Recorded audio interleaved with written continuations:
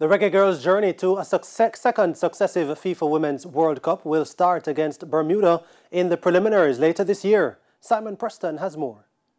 The Hubert Busby-coached Reggae Girlz will open their campaign on the road to Australia and New Zealand with a home fixture against Bermuda before playing away to Grenada.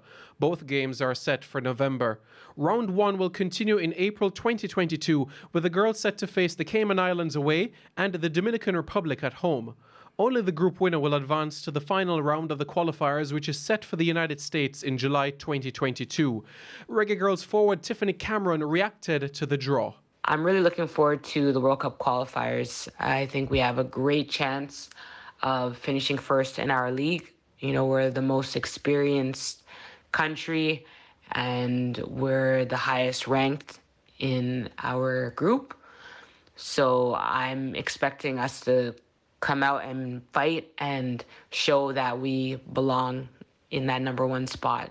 The Reggae Girlz have proven to be dominant over their Caribbean neighbours in the past, but head coach Hubert Busby says the CFU nations will not be taken lightly. Overall, we're going to respect our opponents going in and prepare and really focus on us and focus on the things that we do well. Hopefully, we can make sure by the time we get there, everybody's healthy.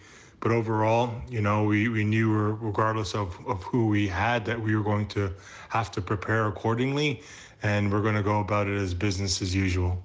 With new players added to the squad from the recent friendlies against Nigeria and the United States, Cameron believes there is enough talent to secure 2023 qualification.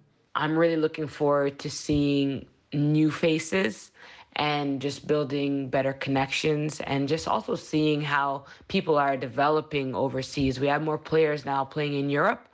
So, of course, our game individually will be strengthened. So collectively as a team, I'm really excited to see what's in store. Former national player Tashana Vincent was one of the assistants at the World Cup qualifying draw over the weekend.